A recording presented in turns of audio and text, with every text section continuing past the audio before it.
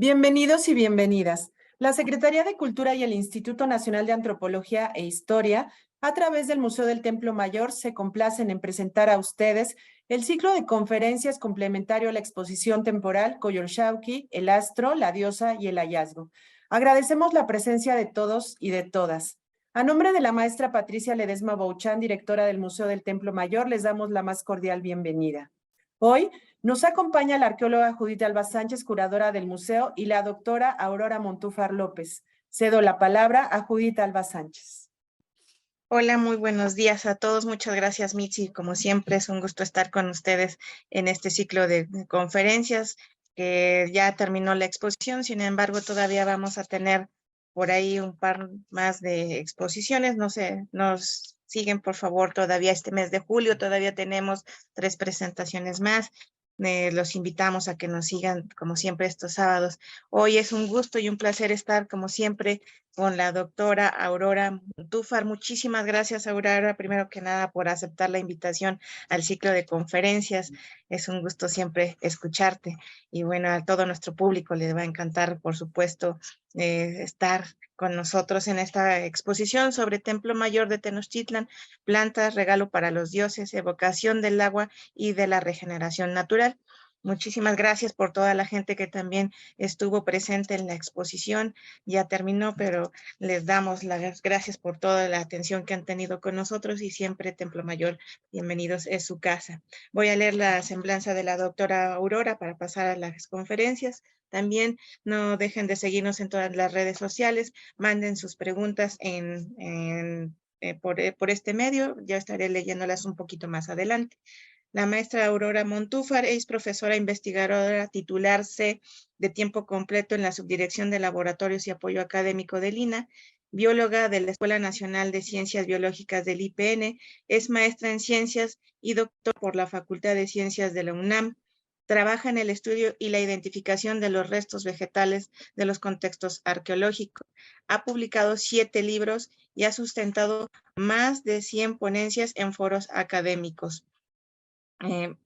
A nivel nacional e internacional, es autora de 67 artículos científicos relacionados con la arqueobotánica de diversos sitios de México. Desde la década de los 90 ha participado en las investigaciones del Templo Mayor de Tenochtitlan con el análisis de los restos botánicos recuperados en los sedimentos del subsuelo y los contextos de ofrenda. Dirige el proyecto ESERPTA, Arqueobotánica del INAH. Muchísimas gracias, Aurora, por todo este conocimiento que tenemos. Es un orgullo para México contar con una experta en este tema. Muchísimas gracias y adelante. Muchas gracias, querida Alba. Agradezco la invitación de todo el equipo del Templo Mayor que pues está cosechando lo que ha sembrado y eso es muy satisfactorio. He preparado esta plática en torno bueno, esta plática como que difiere un tantito del título.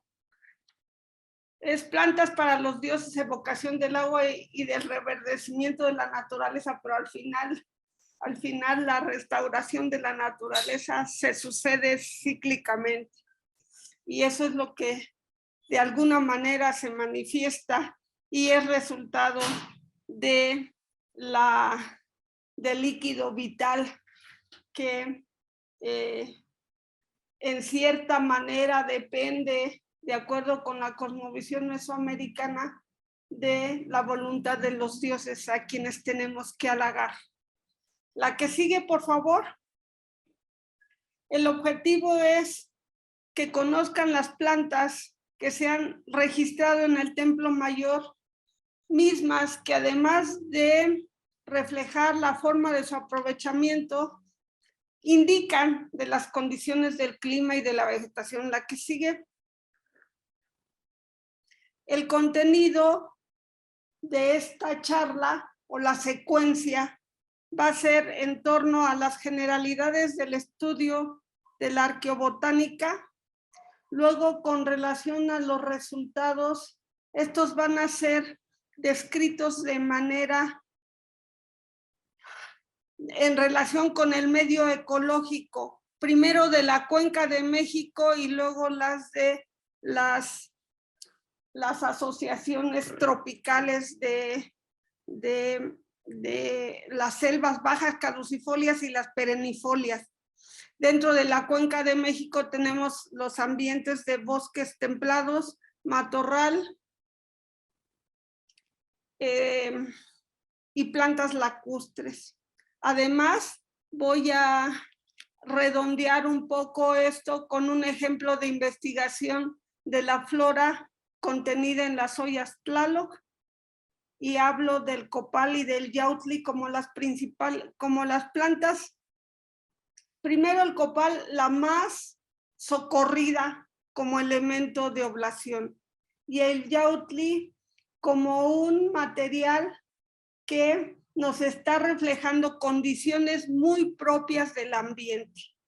Y al final las conclusiones. La que sigue, por favor.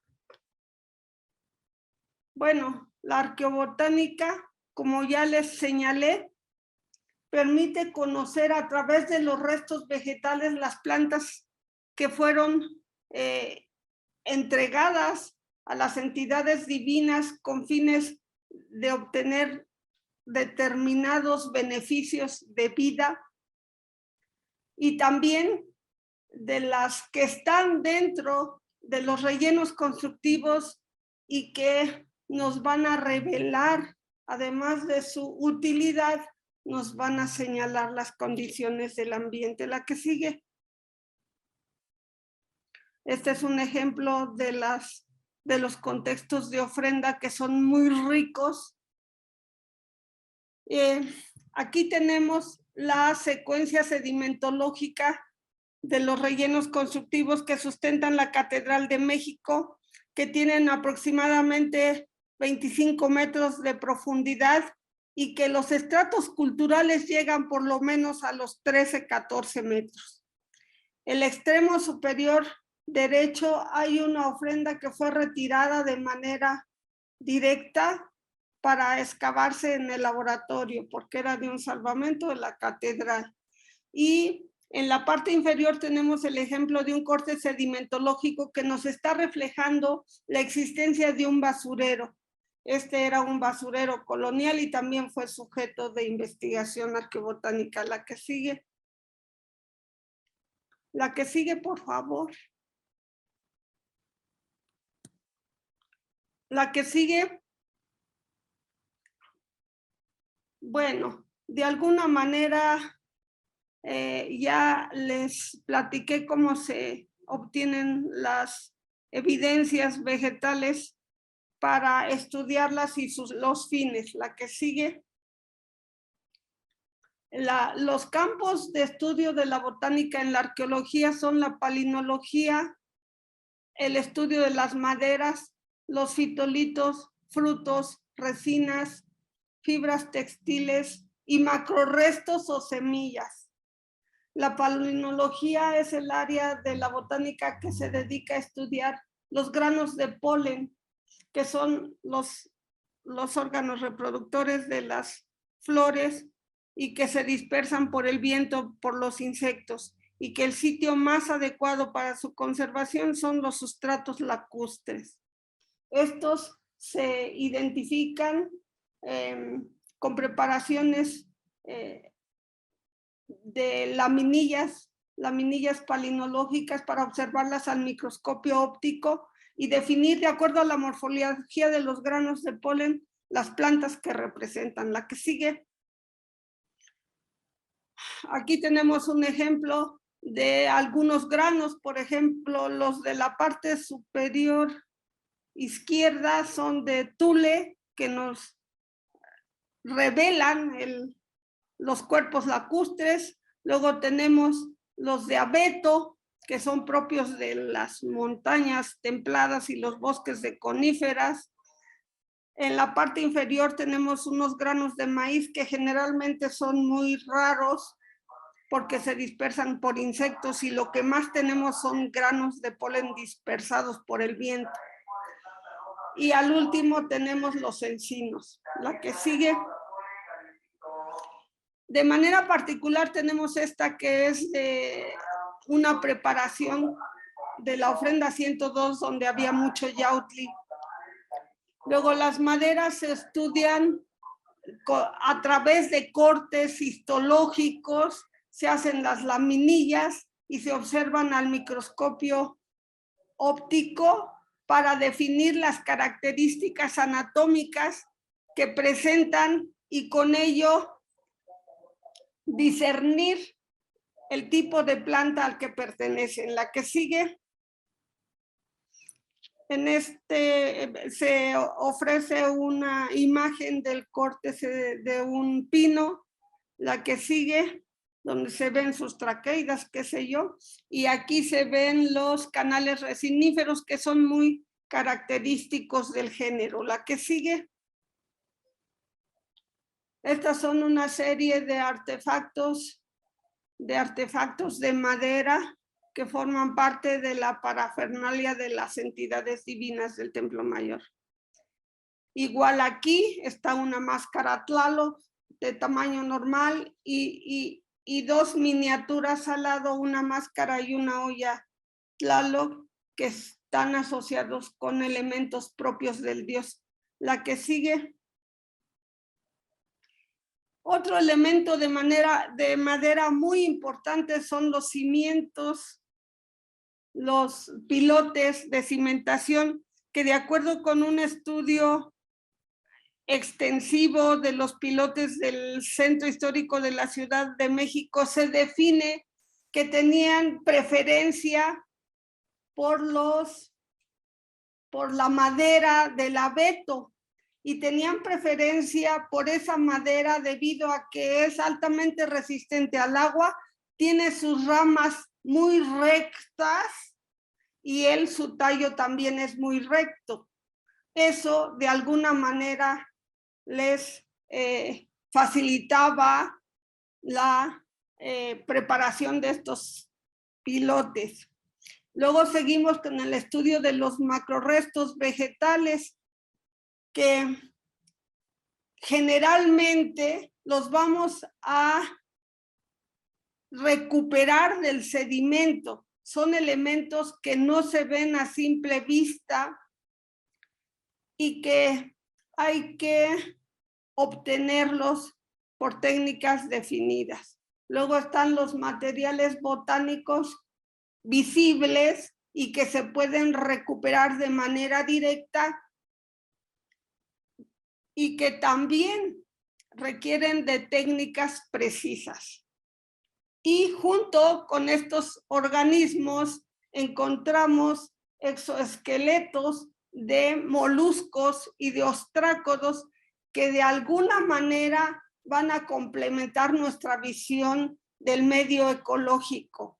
La que sigue,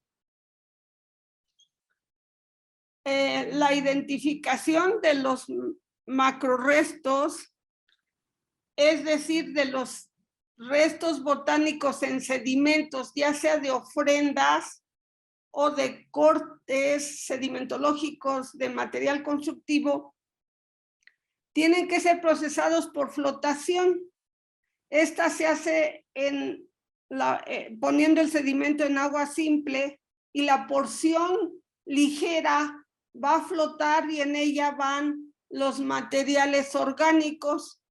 Esta porción ligera se observa después de haberla secado en el medio ambiente, se observa en el microscopio y de acuerdo con el tamaño, la forma, la ornamentación, el color de las semillas, estas van a ser comparadas con la literatura permanente para definir el género, en el mejor de los casos la especie de la planta que representan. La que sigue, por favor, creo que ya nos adelantamos un poquito. Esa es la manera como se separan los materiales macroscópicos, entre comillas, que se necesita un microscopio estereoscópico para observarlas y que se separan de acuerdo, como ya les dije, y según los tipos de ellas se comparan con la literatura y se identifican. La que sigue, por favor. Para poder entender un poco sobre las plantas tenemos que conocer de sus hábitats. Y entonces, por eso muestro a ustedes el mapa de vegetación de la República Mexicana, donde, como ustedes saben, somos un país muy diverso por las diferentes condiciones topográficas y de latitud y longitud que definen los nichos ecológicos variados. La que sigue. Ahora voy a hablarles de las plantas que hemos registrado y que se las voy a describir, como les decía, de acuerdo con el medio ecológico. Y vamos a empezar por la Cuenca de México y sus expresiones vegetales. La que sigue. Entonces tenemos el bosque templado, que está representado en general por bosques de coníferas, de pinos, encinos, etcétera. Y como representantes de este bioma está el capulín, que, como ustedes saben, ese fructifica en la época seca del año. Luego está el tejocote, ese al contrario, fructifica casi a fin de año. La que sigue. La suelda con suelda, que se llama potentilla. La que sigue. La zarzamora, que esa fructifica en esta etapa de transición de la sequía al temporal. La que sigue. La pasiflora. La que sigue. La uva, que muchos de nosotros creemos que no es de aquí, y afortunadamente nosotros tenemos nuestras uvas, y lo más extraordinario es que aparecieron en una ofrenda. Y bueno, hemos de saber muchos que la uva de alguna manera fue llevada a España para mejorar, para ser resistente a sus uvas propias. La que sigue. El bosque de galería representado por los ahuehuetes es otro elemento propio de la Cuenca de México. No, bueno, es propio de México en general, pero lo hay en la Cuenca de México. La que sigue. Estas es unas ramillas del mismo. La que sigue. Aquí tenemos una muestra de ahuehuete prehispánico que fue parte de una figura antropomorfa. Era el corazón de esa figura, que estaba revestida con papel amate y asociada con sus ollas y su máscara de madera, miniaturas del dios de la lluvia. La que sigue. Estas son las ramillas que lograron permanecer, trascender el tiempo, igual que esta. Por cierto, esta se encontró dentro de la argamasa de la tapa que cubría la ofrenda 102. La que sigue. En esa ocasión hicimos una preparación microscópica y vimos las inflorescencias masculinas del propio ahuehuete. La que sigue. Como sabemos, el ahuehuete, de acuerdo al testimonio ritual prehispánico, entendemos que permanezca siendo una planta ceremonial a la cual le piden como si fuera la evocación de algún dios por ciertos beneficios, como por ejemplo el ahuehuete de Chalma. La que sigue. Tenemos el matorral semidesértico de aquí mismo de la cuenca, ¿sí? Y de ese bioma aparece también una figura antropomorfa cuyo corazón eran ramas de mezquite y estaba revestido de papel igual que el anterior y con sus ollas, con su olla y máscara, miniaturas del dios Tlaloc. La que sigue. Esas son las hojas de los foliolos de las hojas de mezquite. Aquí está el mezquite, la que sigue. Este es el mezquite y están los foliolos prehispánicos con el contemporáneo y la hoja acá. La que sigue. Otro elemento propio de estos ambientes es la pitaya. La pitaya que fructifica también en esta época de fines de la época de sequía y que se consume mucho en el altiplano de México. La que sigue. Bueno, antes de pasar, debo de decirle que la pitaya, la uva, la pasiflora, junto con jitomate y otras semillas, formaron parte de una sola ofrenda y que estaba dedicada al dios de la guerra. Bueno, aquí tenemos semillas de tuna. La tuna ha sido parte de, bueno, los nopales han sido parte importante de la dieta de los habitantes de este territorio desde épocas muy antiguas. La que sigue. La pitaya, la biznaga, perdón, la biznaga está representada en cierto modo por una pieza lítica que era la piedra porrúa y que se equipara con este tipo de plantas. La que sigue. Que servían, que de acuerdo con este códice, servía como mesa de sacrificio. La que sigue, por cierto, que le llaman asiento de suegra y tiene frutos comestibles. Otro de los elementos del matorral que encontramos con mucha frecuencia en las ofrendas son las espinas de agave, de maguey.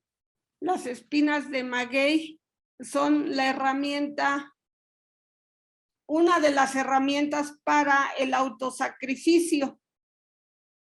El autosacrificio lo practicaban los grandes señores, los sacerdotes y el pueblo en general, porque era una forma de ofrendar la sangre propia para halagar a los dioses y obtener ciertas prebendas, ciertos deseos de vida en general. La que sigue.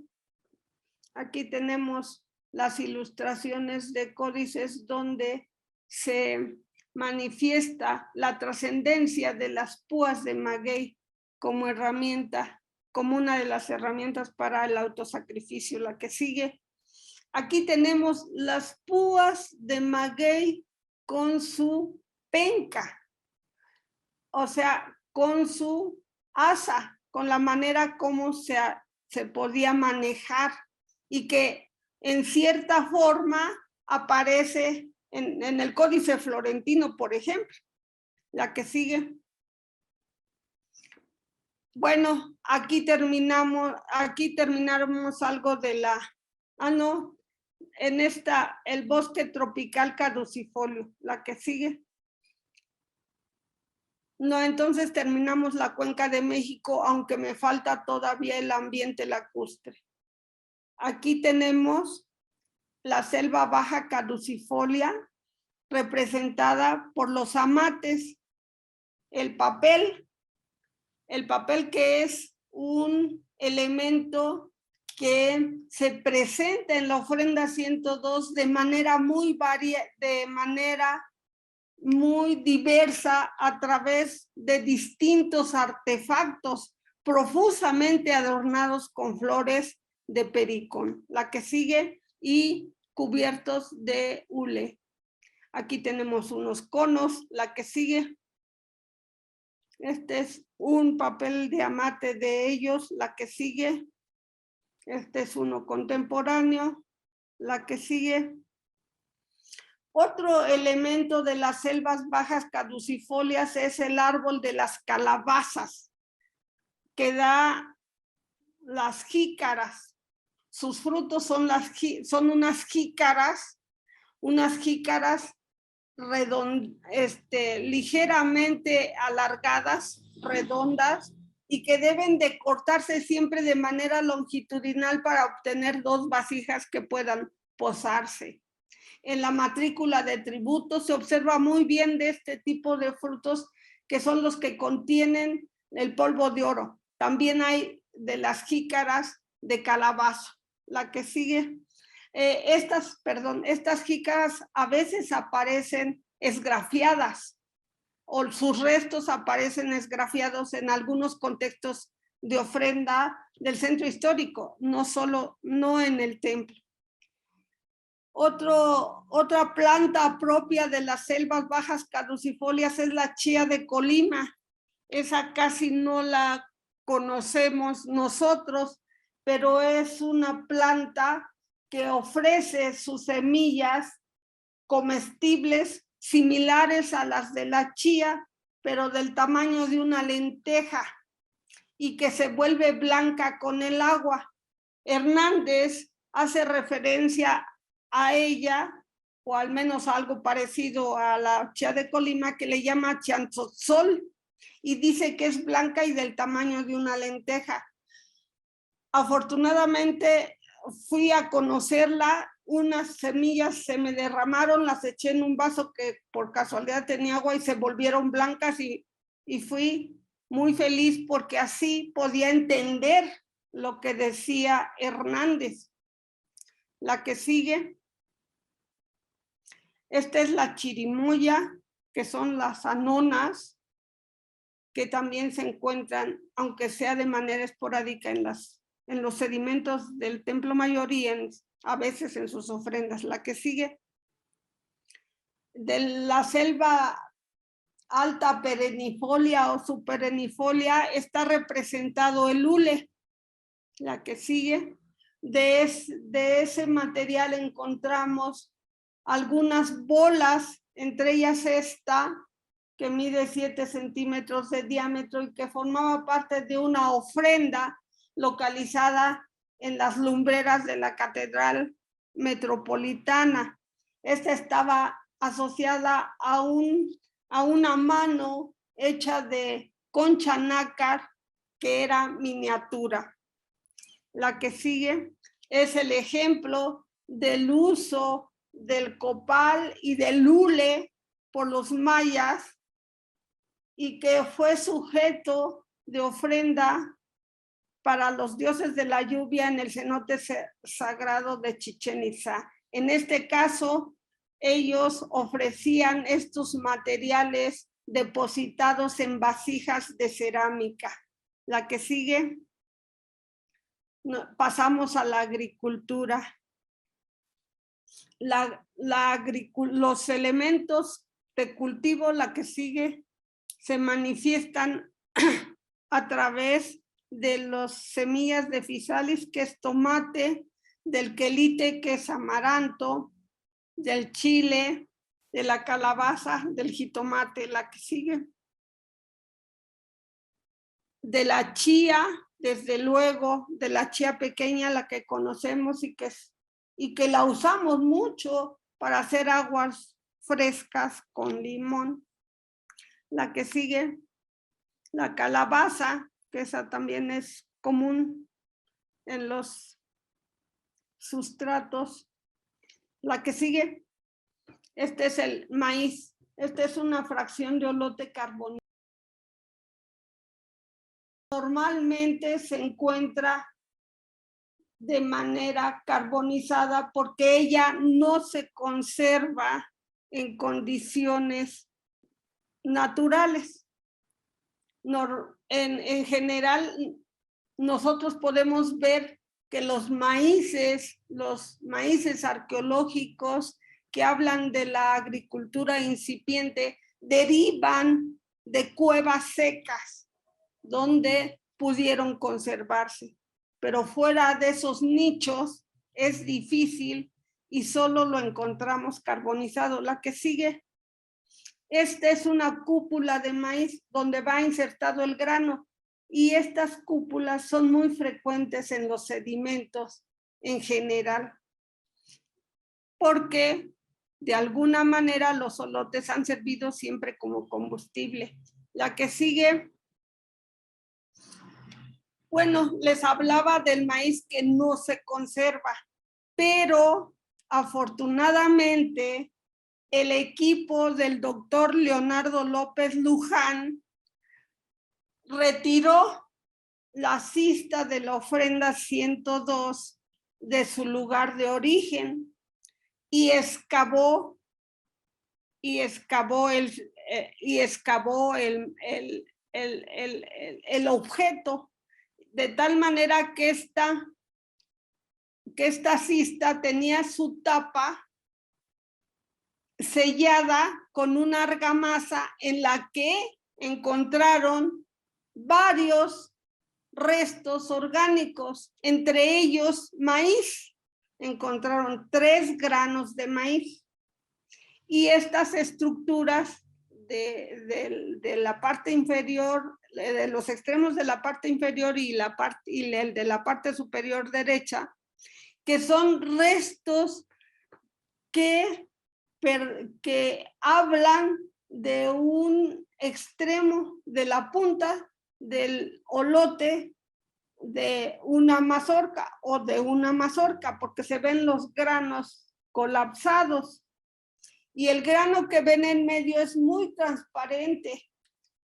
Entonces, yo, de acuerdo con la presencia de Yautli en esa ofrenda, me atrevo a sugerir que correspondía a un elote, porque las flores de Yautli actualmente las usan mucho para festejar a la milpa por las primicias de sus elotes. La que sigue. Aquí tenemos frijol carbonizado. Hice uso de una imagen de Teotihuacán porque allá era muy bueno, con frecuencia encontrábamos frijoles carbonizados. Los de la parte inferior son restos de testas que aparecieron en la ofrenda 102. Incluso a veces solo encontrábamos los ojitos. La que sigue es igual un acercamiento del frijol carbonizado. La que sigue, lo mismo, fracciones de frijol con restos de copal. La que sigue, estas son las semillas de jitomate que les decía que han aparecido en una ofrenda, en la ofrenda 36. Yo creo cuando el proyecto Templo Mayor estaba en sus inicios. Y en este contexto había muchas semillas, aunque sea deterioradas, de jitomate. La que sigue. Aquí tenemos un acercamiento de las semillas de jitomate que se caracterizan por tener como ornamentación esas estructuras pelúcidas. La que sigue. El chile también se ha registrado poco, quizás es más susceptible de deteriorarse que los tomates, que esos los encontramos donde quiera. Pero estas semillas de chile son muy comunes en varios estratos sedimentológicos coloniales. La que sigue. Este es el tomate lo encontramos, ese sí, con frecuencia en todos los sedimentos. La que sigue. Aquí está el tomate igual. La que sigue. El algodón. El algodón es una de nuestras plantas culturales de gran prestigio desde siempre.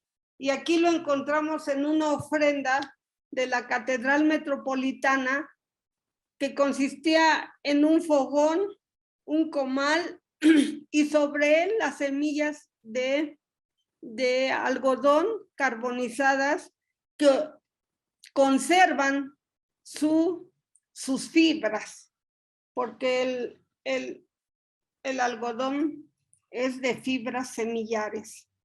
También se ha encontrado en otras 2 ofrendas de la catedral que era muy abundante y estaba cubierto por hematita.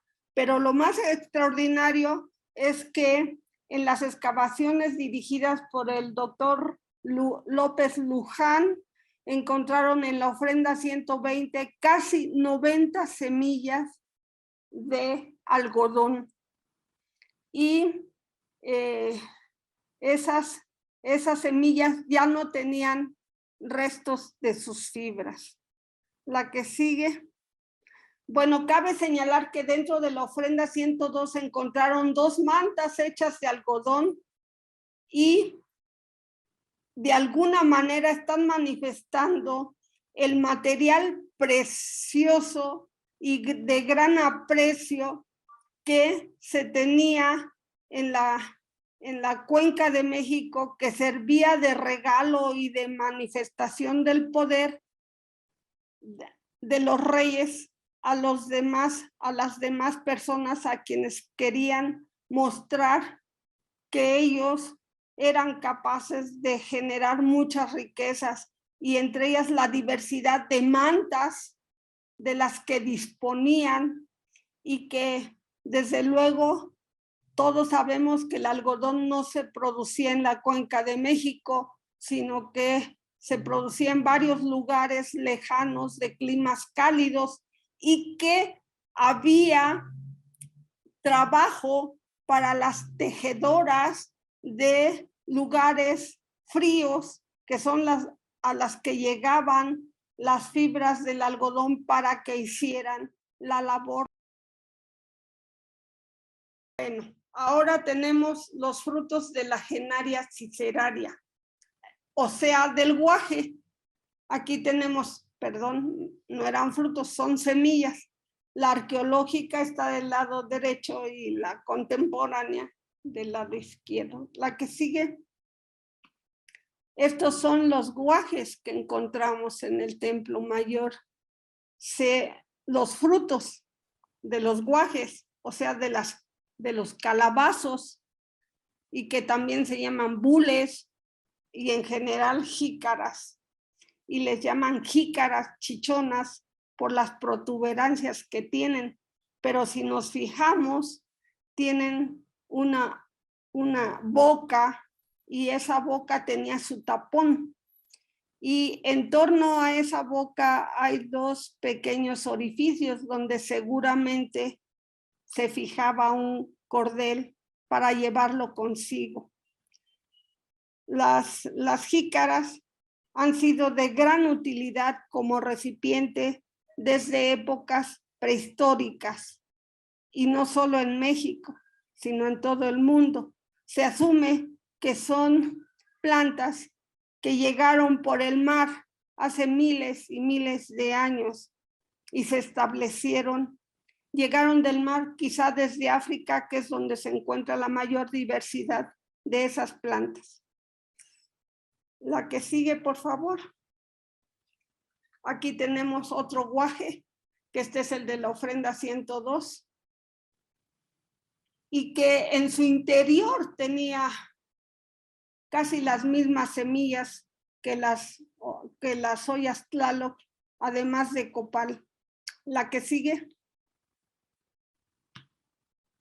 Este es un guaje sacerdotal que usan los huicholes en su peregrinar en busca de su planta sagrada, que es el peyote ojiculi.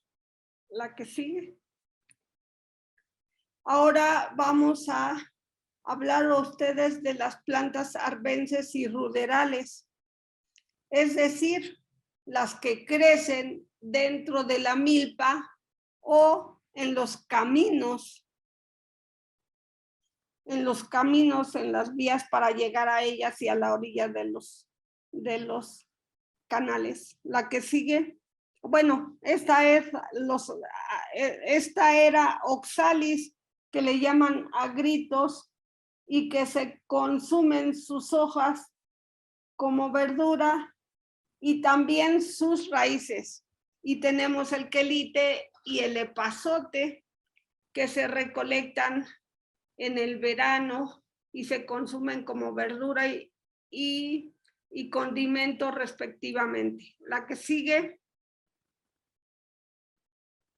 la hierba mora, que es otro tipo de tomate de color oscuro y que se consumen sus frutos. La que sigue y que es generalmente común en los caminos y en las milpas, pues sí.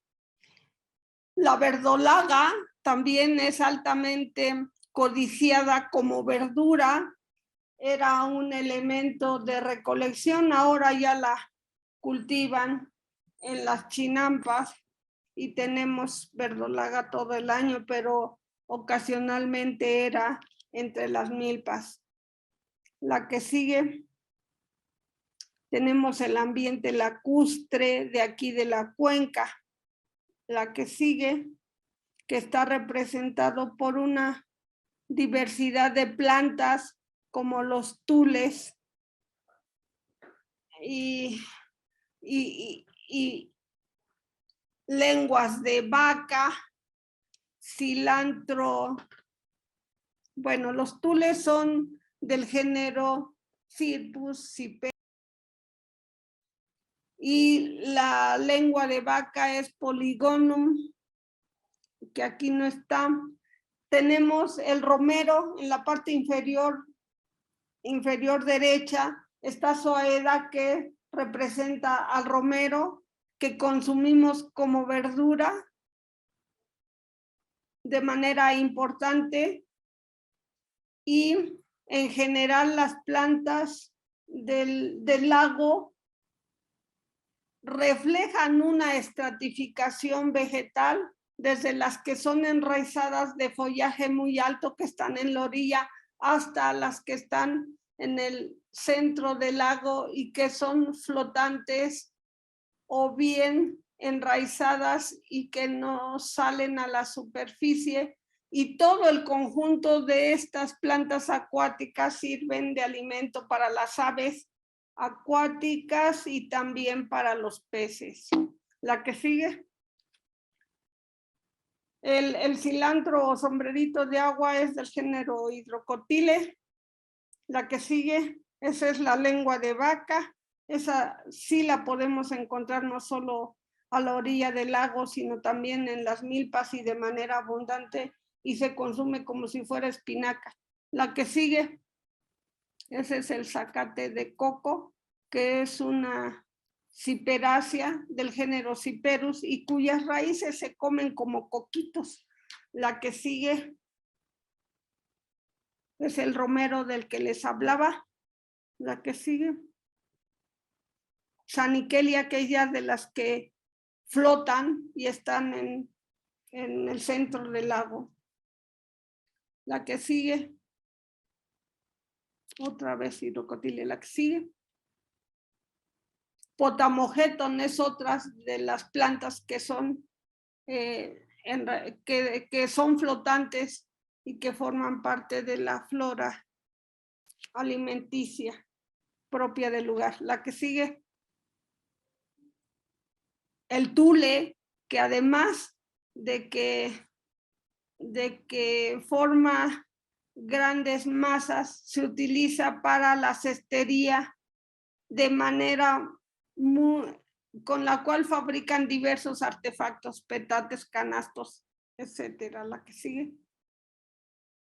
Y una alga que se llama cara. La que sigue. Bueno, aquí les voy a hablar un poquito del contenido de unas ollas Tlaloc, que al igual que la jícara de la ofrenda 102, contenía semillas de amaranto de chía y de epazote principalmente. La que sigue. Además de chía de Colima. Aquí tenemos la chía de Colima, la chía de Colima del lado izquierdo, que es la arqueológica. ¿Me la devuelves, por favor? Ahí está. La chía de Colima, que es la chía de Colima arqueológica, que está a la izquierda, y la contemporánea, que está a la derecha. La que sigue. Estos son los vitrioleros de agua de chía de Colima, en la estación central de camiones. Ellos también hacen un agua que se llama bate, y que para ello muelen las semillas de chía de Colima, las revuelven con piloncillo, entre otras cosas, y les ponen mucho hielo y las expenden en el Zócalo. La que sigue, de Colima. Tenemos las semillas de amaranto, y sabemos que es representado actualmente con las semillas de alegría, que esas son blancas. Las que nosotros tenemos en la arqueología son negras. Las de la alegría son blancas, pero se asume que se aprovechan de manera similar a cómo se aprovecharon en la época prehispánica. Es posible que las semillas para esa ocasión, para hace 500 años, todavía estuvieran representadas por elementos negros y brillosos, en comparación con la modificación que ahora han sufrido y que las vemos blancas, bueno, blanquecinas. La que sigue. A propósito de amaranto, es interesante señalar la existencia del uso de estas semillas molidas, hechas masa y convertidas en artefactos de rituales para pedir la lluvia, entre los que se encuentran los ángeles, que se asume son los que van a ocuparse del trabajo de traer la lluvia y depositarla en las parcelas. Y en este ritual no solo recrean a los ángeles, recrean a los cerros, recrean a los animales del agua. La que sigue. No, entonces regréseme. Hay unas donde están unos volcancitos. A ver, regrésele a ver si están. No, no las tengo. Bueno, hay unas donde están unos volcanes que tienen la nieve. El hecho es que ellos hacen todo esto en miniatura, a excepción de una serpiente que es la advocación del cerro, y es la advocación del cerro como el lugar en donde se guarda el agua que estamos pidiendo, que estamos pidiendo en la fiesta de la Santa Cruz, porque está cerca el tiempo de sembrar. Estos son los epazotes, que también están representados en esas ollas del dios del agua. La que sigue. Aquí están los epazotes. La que sigue. Esta es la chía pequeña que nosotros conocemos aquí en la Cuenca de México. La que sigue. Bueno, la chía y su utilización en uno de los códices, en el florentino. La que sigue. Ahora vamos con las calabazas. Las calabazas aparecieron en algunas ollas Tlaloc, no en todas. Es importante señalar que en todas las ollas Tlaloc había chía, epazote y amaranto. Eran las 3 semillas. Algunas tenían chía de Colima, Otras tenían calabaza y la 102 tenía además yautli. La que sigue. Aquí tenemos unas semillas arqueológicas de yautli junto con una contemporánea. La que sigue.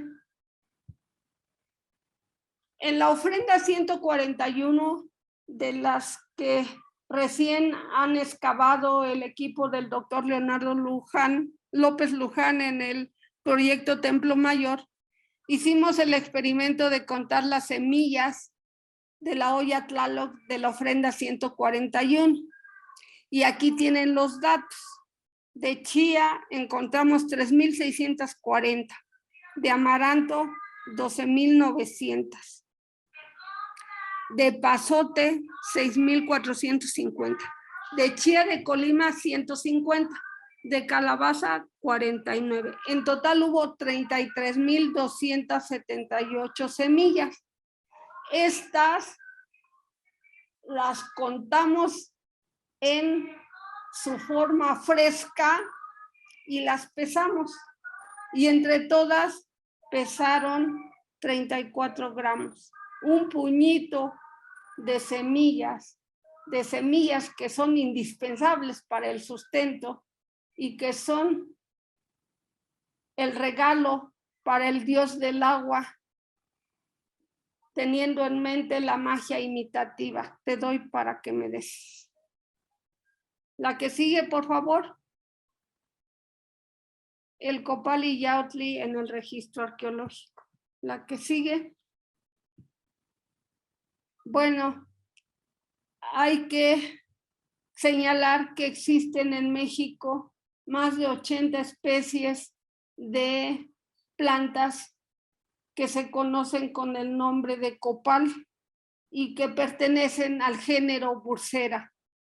Ellas están distribuidas principalmente en el Pacífico, pero se explotan solamente 2 especies y en la realidad solo una, Bursera bipinata y a veces Bursera copalífera cuando se le encuentran en la misma población. Las demás son de recolección espontánea con fines domésticos. La que sigue. Aquí tenemos el árbol de copal blanco, también le llaman copal chino, y es del género Bursera bipinata, y es el que se ha identificado como el que representa los copales prehispánicos. Esta planta se distribuye desde el sur de Sonora hasta Guatemala y se explota solamente en torno a la cuenca del Balsas. La que sigue. Aquí tenemos el árbol a la izquierda, una ramilla en medio y una rama en el extremo derecho. Ya Motolinía mencionaba que el copal de esta tierra lo obtenían de un árbol de hojas muy pequeñas y en pencas de maguey. La que sigue. Aquí tenemos los elementos que se usan, las herramientas que se usan para extraer el copal y un árbol de copal.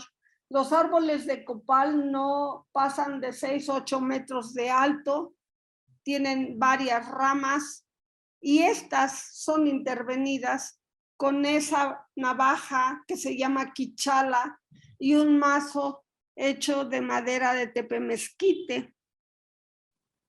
Se hace una raya primero en la rama o en el tallo, y en esa primera raya insertan una hoja de encino ligeramente inclinada hacia una penca que pende de la rama. Esa penca va a ser el depositario de la resina que fluya de cada raya que hagan al árbol.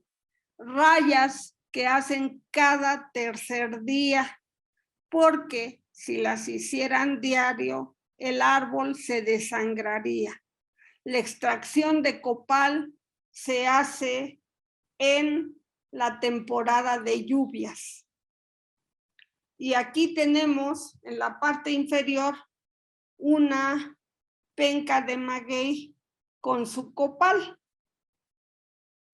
Ese copal tiene muchas impurezas encima y con ese palito que tiene ahí se las extraen, porque entre más limpio sea el copal, más es su valor. Esa penca de copal, con copal, el señor copalero me la regaló y le pedí que no la limpiara, porque tiene muchos restos de hojas del árbol en su superficie y me servía para ilustrar ese material. La que sigue.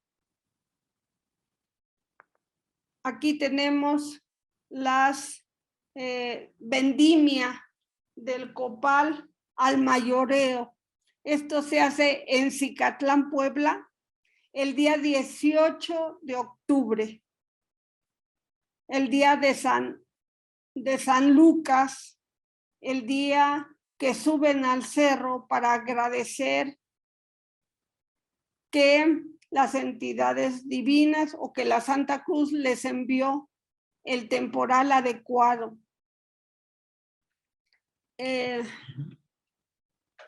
La que sigue, por favor. Aquí están las barras de copal en el mercado, en la feria de Tepalcingo, en Semana Santa. La que sigue. La que sigue. Aquí tenemos hablando técnicamente, los foliolulos, o sea, las pequeñas hojas del copal chino de Bursera bipinata. La imagen de la izquierda superior corresponde con la ofrenda R del Templo Mayor. Y ahí había un foliolulo. En la de la derecha es de la ofrenda 95, que también es una estructura de ese tipo. Y las de la parte inferior son improntas de la ofrenda 102 en copal. La que sigue. Aquí tenemos las barras de copal de ofrenda a la izquierda y la barra de copal, no, y la penca con copal y los foliolos que no eliminaron. La que sigue. Aquí tenemos una ofrenda de barras de copal, que es la ofrenda 21. Ofrenda 21, 121, perdón. La que sigue. Este es una pila de barras de copal que formaba parte de la ofrenda 126 del equipo del doctor López Luján. Y por fortuna, entre comillas, esta pieza se astilló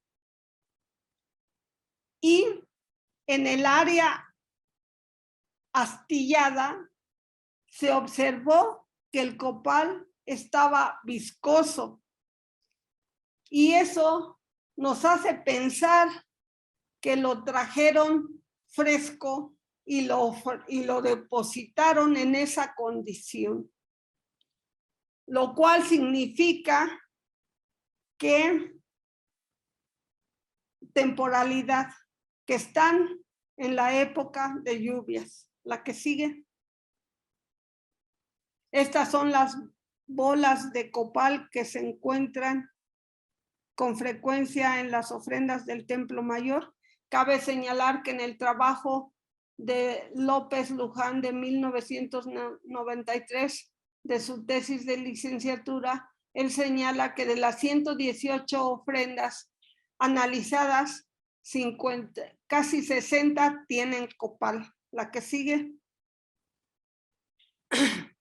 Aquí tenemos un cilindro de copal en la izquierda y una bola en la derecha. La que sigue. También hay conos que de alguna manera son alegoría de los cerros, quizá. La que sigue. Son bases piramidales, bases redondeadas de copal, pero quizá fueron piramidales como las de la ofrenda 126, piramidales, y que de acuerdo al intemperismo se han hecho redondas. La que sigue. Estos son un ejemplo de las figuras antropomorfas elaboradas con copal y que en la mayoría de los casos tienen rasgos propios de las divinidades del agua, como es el moño nucal. La que sigue. Aquí tenemos las figuras antropomorfas de copal de la ofrenda 102, donde existe una diosa, la de la derecha, y todos son representantes del agua. La que sigue. El copal aparece en la matrícula de tributos en esta especie de canasta o de caja hecha de palma. Se ven las barras de copal y abajo hay una especie de bola que es una pella envuelta con hojas de maíz y que representa al copal de piedra, el copal que exuda el árbol de Bursera bipinata por las heridas que le causan sus predadores, sus parásitos, y que los copaleros salen a recolectar durante el invierno para hacer la vendimia del mismo en la Semana Santa. La que sigue.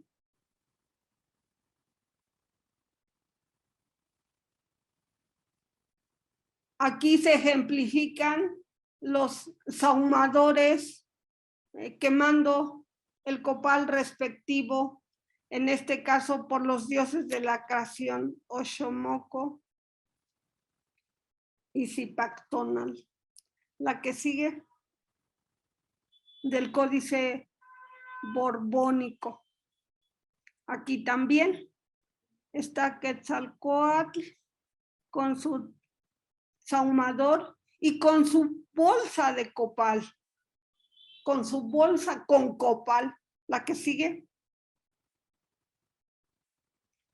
Una ilustración más clara de los sahumadores, que eran unos artefactos de cerámica de gran utilidad por los sacerdotes y señores importantes. Y aquí se ve a alguien que se está autosacrificando. La que sigue trae su bolsa de copal también. Y dentro del equipo del doctor Leonardo López Luján del proyecto Templo Mayor reciente, encontraron una ofrenda con múltiples sahumadores, que era la ofrenda 130, si mal no recuerdo, y en cuyas piezas se encontraban restos de copal fundido.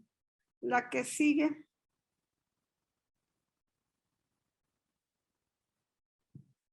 Aquí es igual un ejemplo de sahumadores La que sigue de diferente forma. Y ahora pasamos a la etnografía.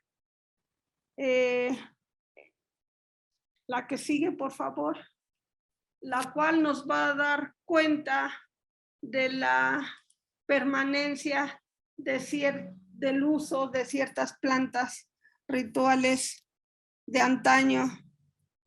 Ahora, aquí tenemos que van a preparar tamales y que los van a envolver en hojas de maíz. La que sigue. Como todos sabemos, el maíz era uno de los productos que se utilizaban casi en todas las fiestas calendáricas, de acuerdo con los datos históricos, en las fiestas calendáricas del ciclo agrícola, ligadas al ciclo agrícola del maíz, y que eran 18 veintenas en las que celebraban en cada caso a determinadas divinidades. Aquí tenemos cómo van preparando los elementos de amaranto. Aquí están los volcanes, bueno, una alegoría de los volcanes, y que recuerdan justo esas fiestas calendáricas en donde recreaban a los dioses, a Huitzilopochtli, a los dioses del agua, en masa de amaranto. Los celebraban, los festejaban, los halagaban y al final los sacrificaban y los consumían como carne de los dioses, carne y huesos del dios. En este caso no se tiene ese pensamiento, sin embargo, de alguna manera lo están recreando porque estos materiales de amaranto son sujetos de una celebración con la danza del teponazcle, en donde los van a sacrificar y después de haberlos sacrificado se los come. La que sigue, por favor. Aquí están en su fiesta de petición de lluvias en la cima del Cerro Quiautepet en Temalacatzingo, Guerrero. Revisten de manera profusa con flores de la época, que en este caso son de plumeria rubra, que son de muchos colores, y le entregan mucha comida a la Santa Cruz, advocación del cerro y del recipiente donde se guarda el agua, la que sigue, para pedir por la lluvia. En ese caso, echan la casa por la ventana y le dan de comer barbacoa, mole verde, mole rojo, tortillas, tamales, atole, etcétera. Y también le han sacrificado al chivo, que es el que hacen en la barbacoa, y a 2 guajolotes en este caso, porque ahí vemos 2 buches. Y del guajolote extraen el buche, lo inflan a manera de globo y se lo ofrecen a la Santa Cruz, pensando en que les va a servir a los angelitos para anunciar la lluvia, porque los van a utilizar como tambor. La que sigue, por favor. En ese ritual queman varios kilos de copal de piedra. Ahí ustedes se percatarán que hay envoltorios que tienen su cubierta, hay envoltorios que son de hojas de mazorca, como los que aparecen en la matrícula de tributo, como las peyas. Entonces ellos queman ese copal. La que sigue, por favor. Y se genera una enorme nube aromática, oscura, que de acuerdo con su pensamiento, además de comunicar con las entidades divinas y llevar sus solicitudes, sus deseos, sirven para vestir, para renovar el vestido de los angelitos que nos van a traer la lluvia. La que sigue. Aquí tenemos la danza del teponaztle, donde las personas que la ejecutan traen un racimo de ramos de ahuehuete, además de su corona del mismo árbol. La que sigue. Este es otro ejemplo de ofrenda de copal. En este caso fue para honrar al dios Jaguar en Pajajapan, Veracruz, en la cima del cerro. La que sigue. Esta es una expresión de la petición de lluvias de Acatlán Guerrero, donde también tienen encendidos muchos sahumadores para honrar a la Santa Cruz. La que sigue. Esto se hace en el cerro también, y a través de la subida del cerro hay varios altares que invocan a la Santa Cruz. La que sigue. El día de San Miguel también le entregan a este santo en Zacatlán sus materiales de copal, sus pencas, sus barras. La que sigue. El yautli. La que sigue.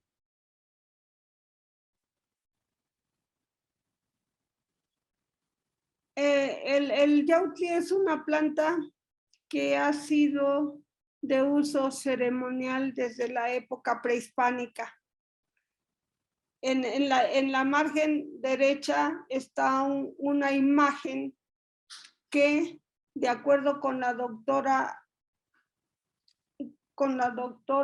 Dora Sierra, podría estar representando flores de yautli en la matrícula de tributos, y creo que es como símbolo del cerro Yautepec. La que sigue. La que sigue, por favor. Esos son los sitios que tienen yautli. El yautli fue identificado por primera ocasión en la década de los 90 a raíz de la excavación de la ofrenda 100 en el predio, en el ahora predio de el arzobispado de Nava Chávez. La que sigue. Esta ofrenda 100 tenía cascabeles de cobre, y asociados a ellos se encontraron el yautli, y se considera que eso permitió su conservación. Y es la única ofrenda que ha contenido colibríes preparados en taxidermia. La que sigue.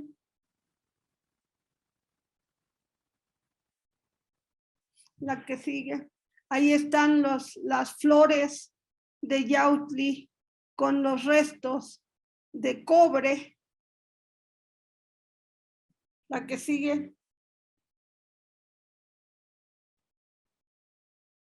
En esta ofrenda se encontraron estructuras que ahora el equipo del doctor Leonardo Luján han identificado pertenecientes a estrellas de mar. La que sigue.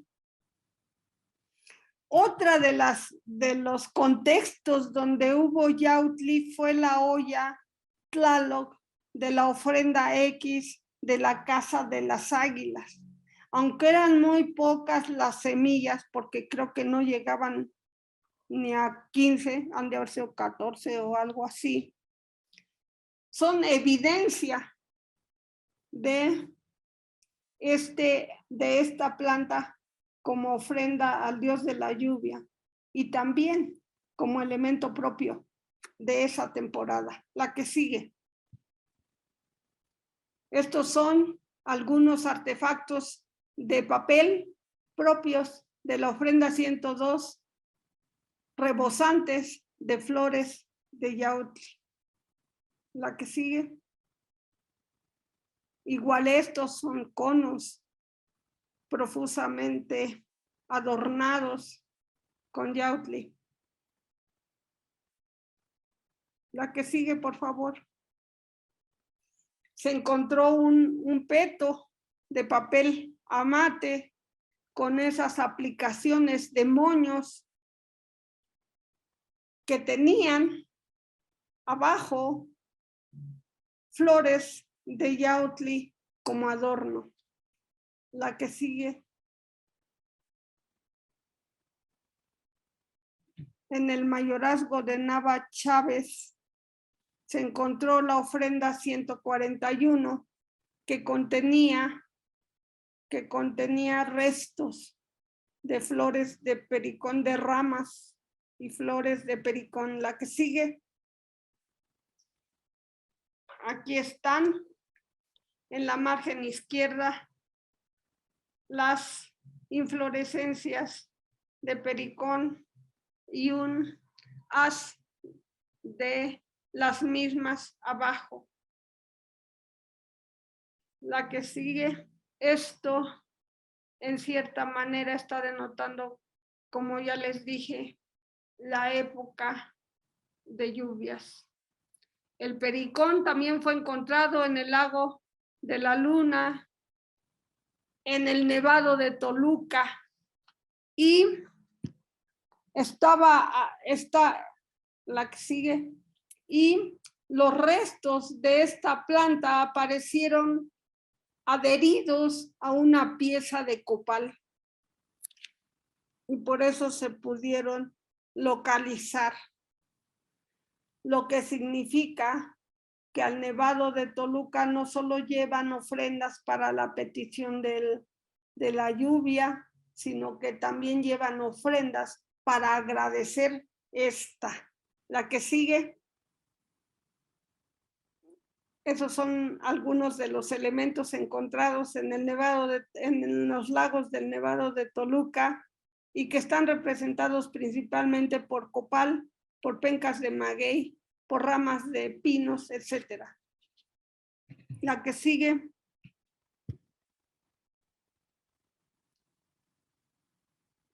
Bueno, aquí señalo que el yautli pues es ícono de esa temporada húmeda de nuestro territorio y que también es sujeto de ofrenda para el maíz por sus primicias y por la producción de la milpa.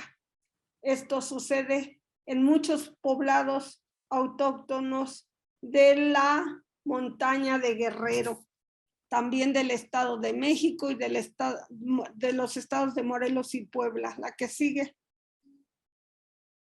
El hábitat del pericón son los bosques templados de pinos y encinos o encinares, y también los hay en los terrenos anegados de áreas que no pasan de los 1800 metros, etcétera.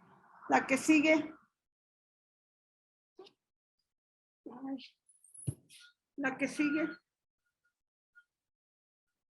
Bueno, esto es una información etnográfica relativa al yautli en general, que se utiliza para las fiestas patronales y para los templos de esos patronos que se festejan a finales de septiembre, principios de octubre, como San Miguel, San Francisco, San Lucas. Todos ellos rebosantes de semillas, de flores de pericón.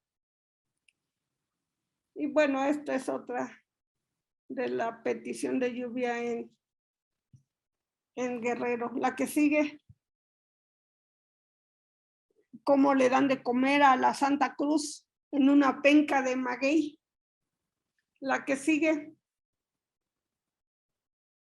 A manera de conclusión, diremos que de las plantas enumeradas se distinguen algunas como el caputlín, la pitaya, la granadilla, que florecen o fructifican a finales de la época anual de sequía, época de transición con el inicio del periodo de lluvias. De igual modo, el yautli funge como indicador del establecimiento del temporal. Me la sube tantito, del temporal, como consecuencia de la época de la producción de los cultivos y de la fructificación general de la flora en el verano. Expresiones meteorológicas de las que eran plenamente conscientes todas las sociedades prehispánicas de México, Tenochtitlán. Gracias. No, la que sigue. La que sigue, por favor, y gracias.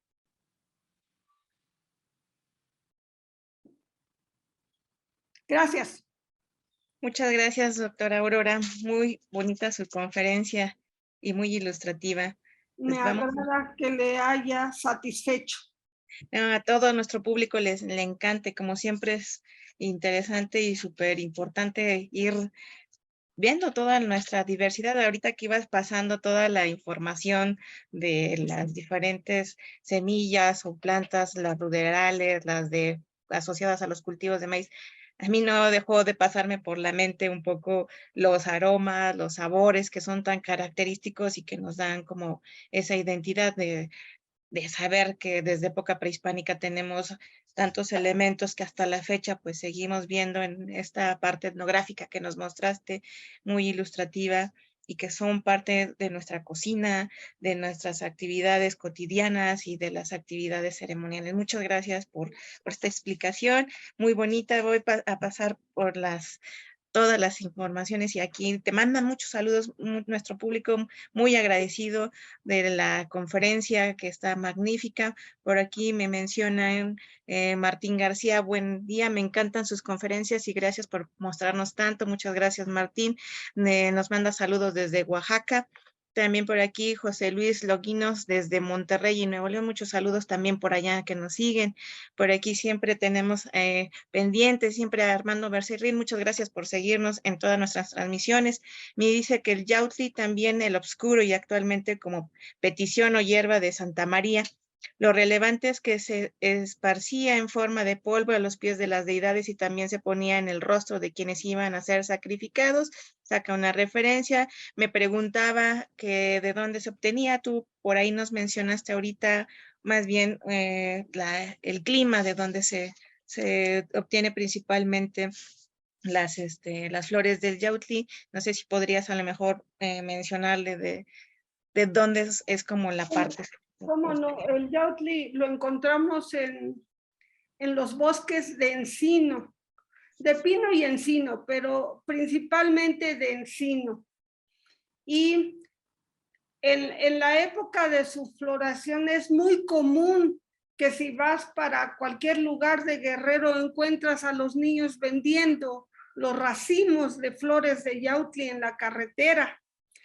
Y por ejemplo, la carretera de Olinalá a Tlapa, en el camino se observa mucho yautli en su época de floración. El hecho es que ella solo florece, solo aparece cuando comienza el temporal, porque la planta renace, o sea, no se muere, es perenne, pero está latente y empiezan las lluvias y empieza a crecer de tal manera que para agosto, septiembre ya los ya es evidente y está floreciendo en muchos caminos de los climas templados, ligeramente cálidos hacia el Pacífico. Pero aquí en la cuenca hay mucho, aquí en el Distrito Federal hubo mucho, me dicen que ahí en la central de abastos, que era un área de cultivo muy importante, había mucho yautli.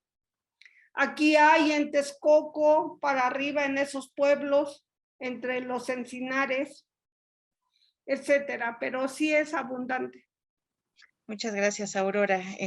Por aquí también me menciona sobre la ofrenda 102 y de acuerdo a su localización corresponde al eje de la capilla de Tlaloc. El contexto en general de esta ofrenda radica en material totalmente orgánico y lo relevante fue el estado de conservación, pero me pregunta que específicamente para el pericón, ¿en qué estado se encontraba?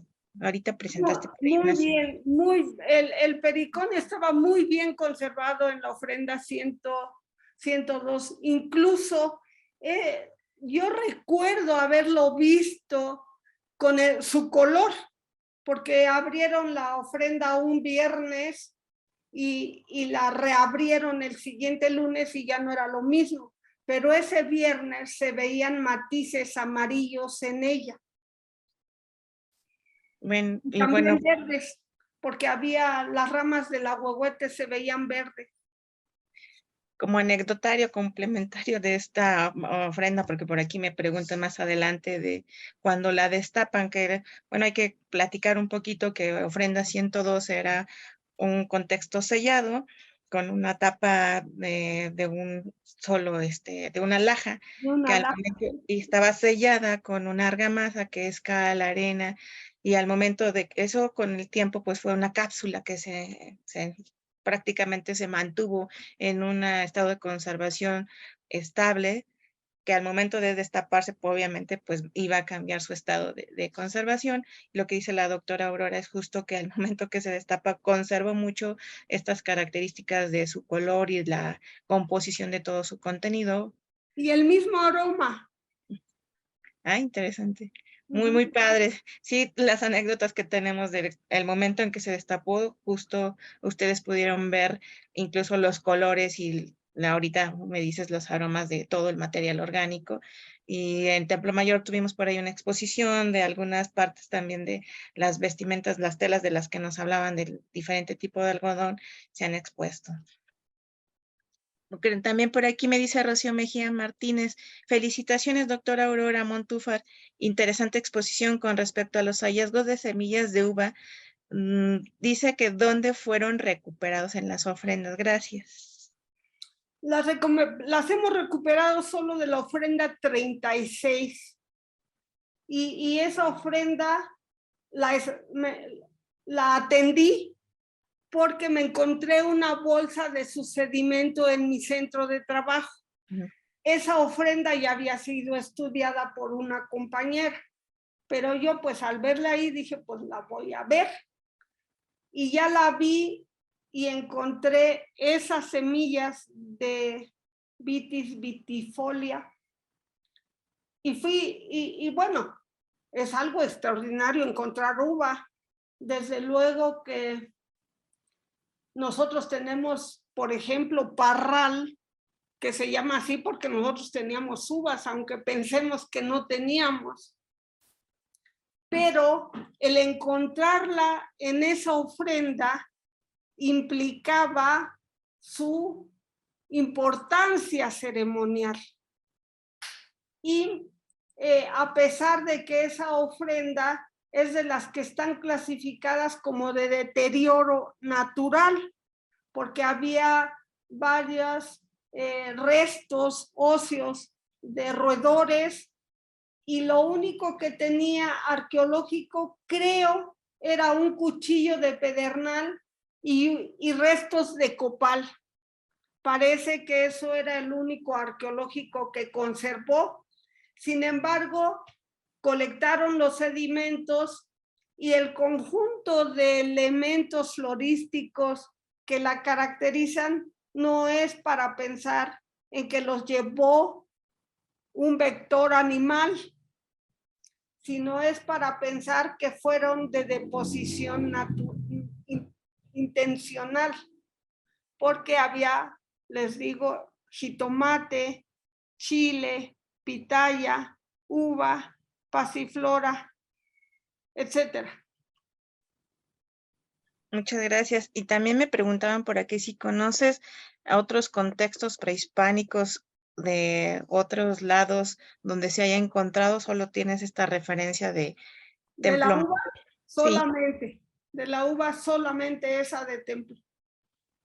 muchas gracias. Por aquí también me dice Armando Becerril de Lilalxóchitl, la flor negra o vainilla era de uso exclusivo por los pipiltin o nobles y los guerreros destacados en representaciones de adornos, insignias, rodelas y textiles. De ahí su uso exclusivo para determinar jerarquías.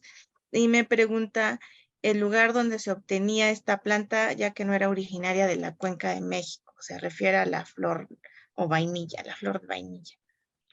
Esa planta no la hemos identificado. El problema con las plantas es que no se conservan.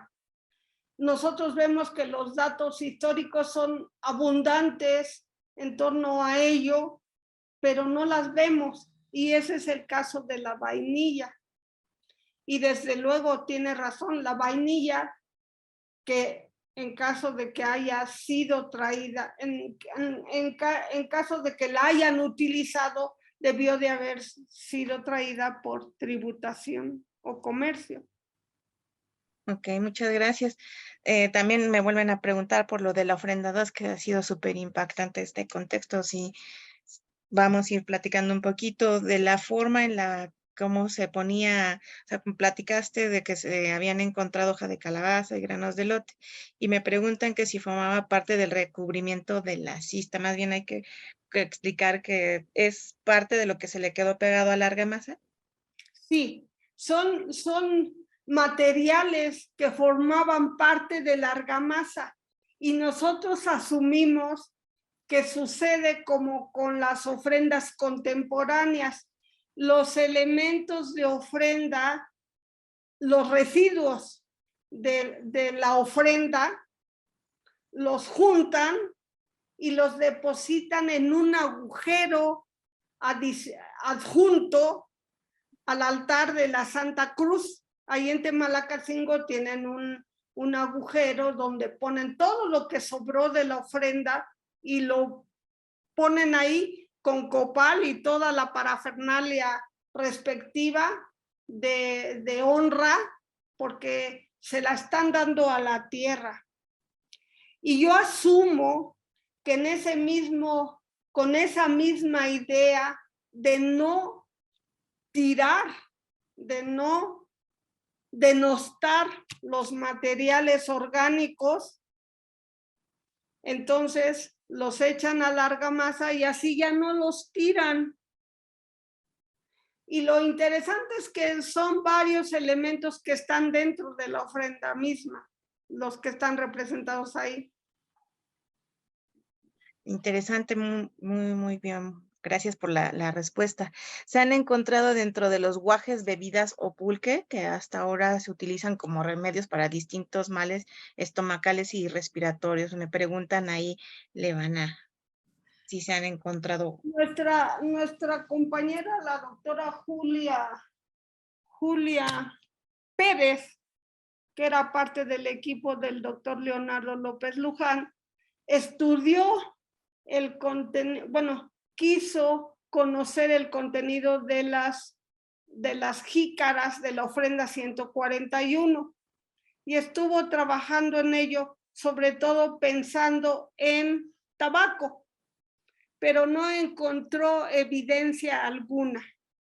Yo he encontrado restos de partículas de copal, pero esas partículas de copal posiblemente sean contaminación porque en la ofrenda había muchos materiales de copal. Y los guajes de la ofrenda 141 estaban vacíos porque de alguna manera esa ofrenda se inundó en varias ocasiones y ellos se vaciaban, yo creo, o no sé, pero ellos no tenían más que esas partículas de copal que a mí me tocó ver. y en cambio el guaje de la ofrenda 102, pues como todos sabemos, estaba asociada con el peto y con el jícoli, con la manta esa grabada en cuadritos y círculos. Y entonces en ella había, como les digo, casi las mismas semillas que en la olla Tlaloc, mucho copal, y ahí es donde estaban las semillas de guaje, esa que les pasé de guaje prehispánico. Pero nada más sabemos eso de ello. Gracias, Aurora. También me pregunta Armando Becerril si el cilantro no era originario de México y si te referías a algún equivalente. No, le llaman cilantro así. Bueno, es que los nombres comunes son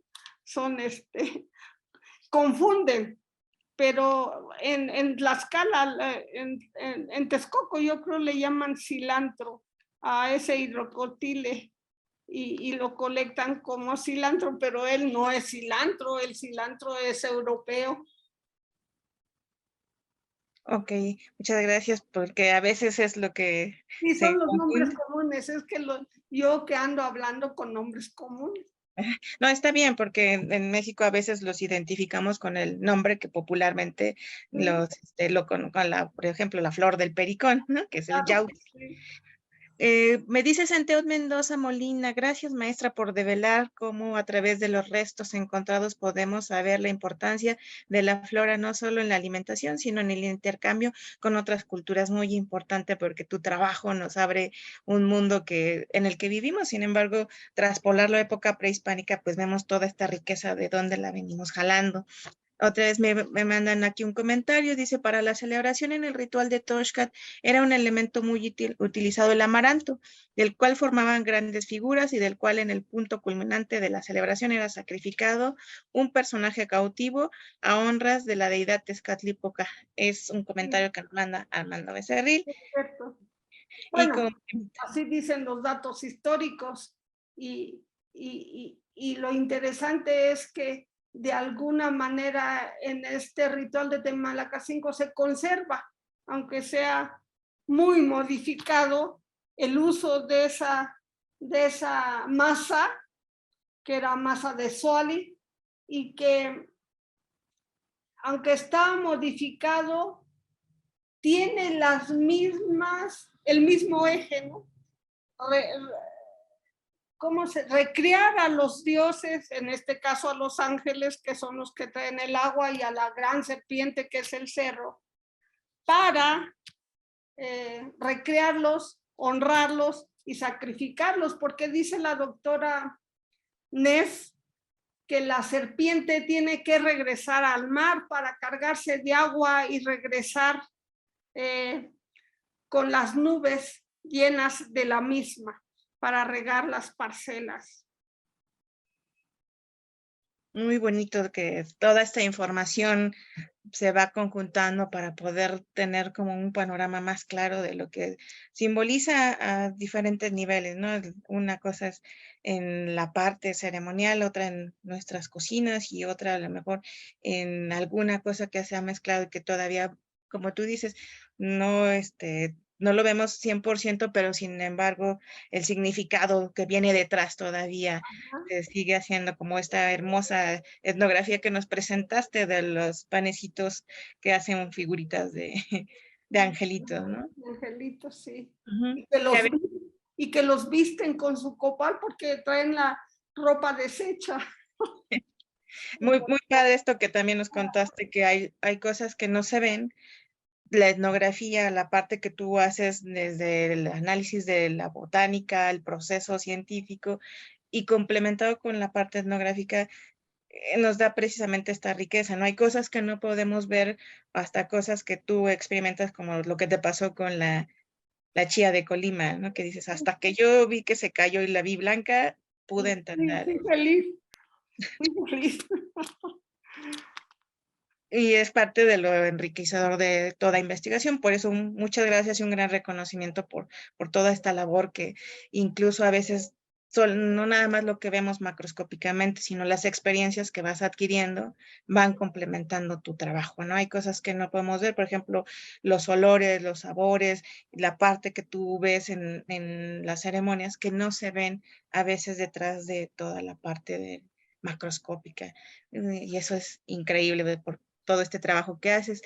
También por aquí me dice Enrique Loe, era la necesidad de hacer constantemente ofrendas? Bueno, pues creo que aquí la doctora Aurora nos comentó de esta importancia de los calendarios que tienen en Mesoamérica y que cada veintena tenían que hacerse ofrendas. ¿Quieres platicarles a lo mejor un poquito de todo este simbolismo y por qué las fiestas es importante, los temporales, el tipo de plantas, el tipo de comida?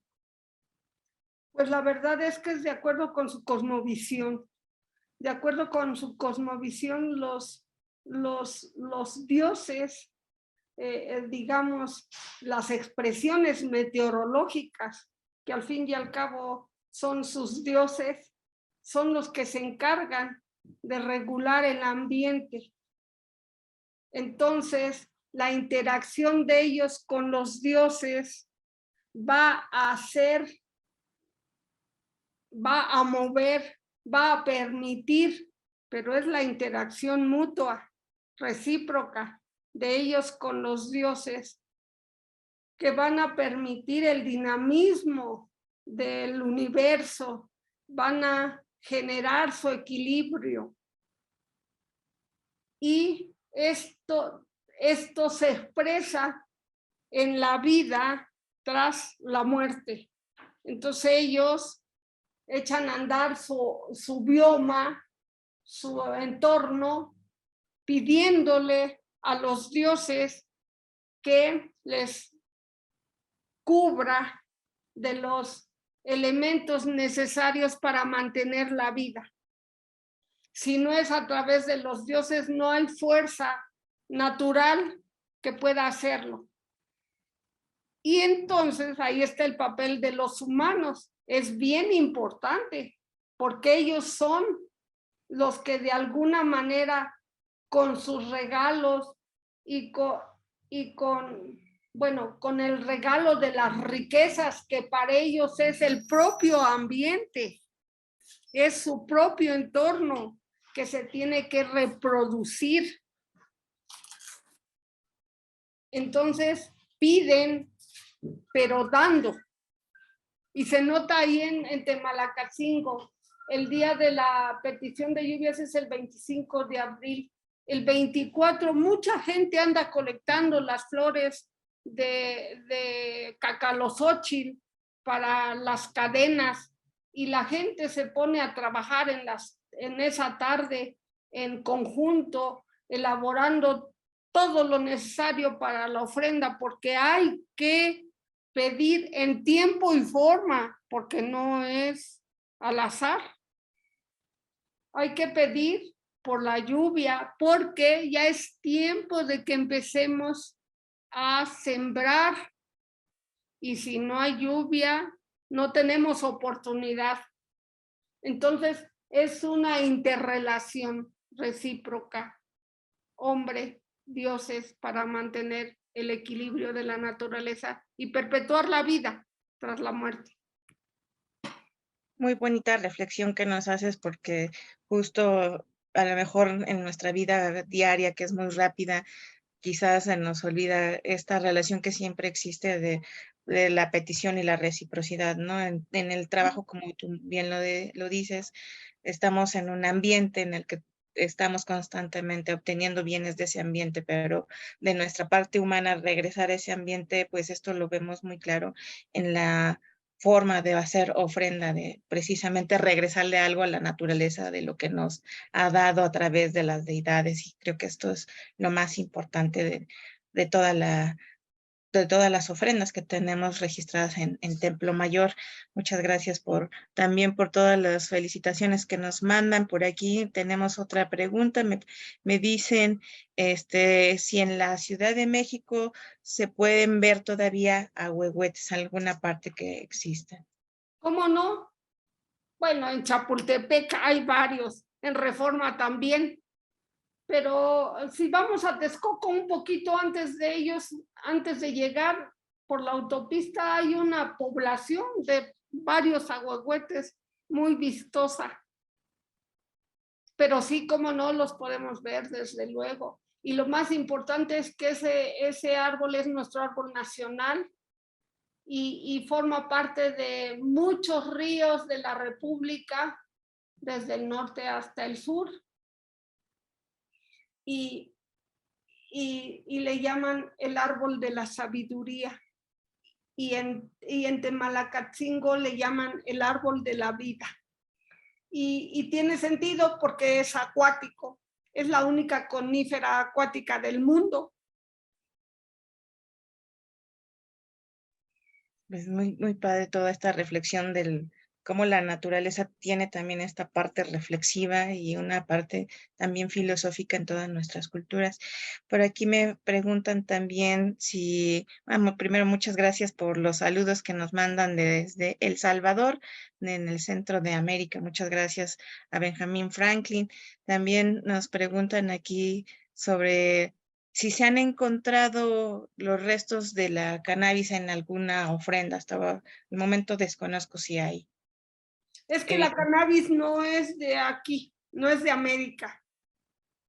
La cannabis creo que es árabe o china, porque incluso la utilizaban de alimento en esos lugares de donde es originaria. No tengo claro de dónde es, pero ella sirvió mucho como alimento por sus semillas. Pero evidentemente que no es de América. Ok, muchas gracias por la aclaración, Aurora.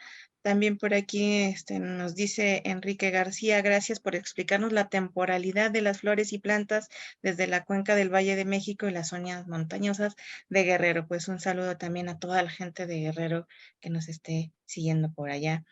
También nos mandan saludos desde San Bernardino, Contla, en Tlaxcala. Dice, acá en Contla, el yautli o pericón se usa para tratar enfermedades estomacales durante el periodo de la canícula y en la fiesta de San Bartolomé Apóstol el 24 de agosto, los gatos de dicho santo se revuelcan en la tierra y el pericón pierde su olor, por lo que se utiliza el pericón y su florecimiento como marcado del fin de la canícula. Excelente conferencia, doctora. Muchas gracias por todos los comentarios.